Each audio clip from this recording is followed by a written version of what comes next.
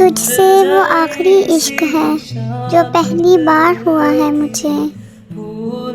सवाल हुआ था कि सफ़र ज़्यादा अहम है या मंजिल। जवाब था मनपसंद शख्स की मौजूदगी। मेरी ज़िंदगी में होने वाला सबसे खूबसूरत इज़ाफ़ा हो तुम, और जिन्हें अल्लाह मिला दे उन्हें कोई जुदा नहीं कर सकता। ऐ रूहे मन, तुम्हारा प्यार इस दुनिया का खूबसूरत तोहफ़ा है मेरे लिए। तुम वो वाहिद शख्स हो जिसके नाम के बग़ैर मेरी हर दुआ नामुकम्मल सी है।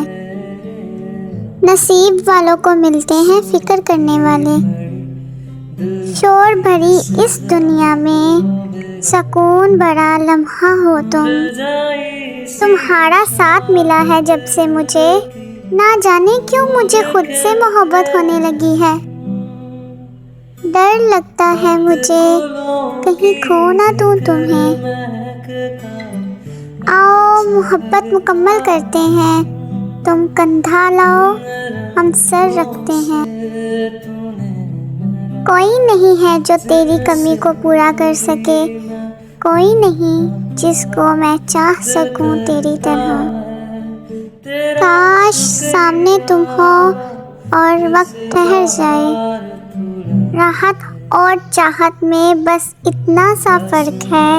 राहत तुमसे है और चाहत बस तुम्हारी है।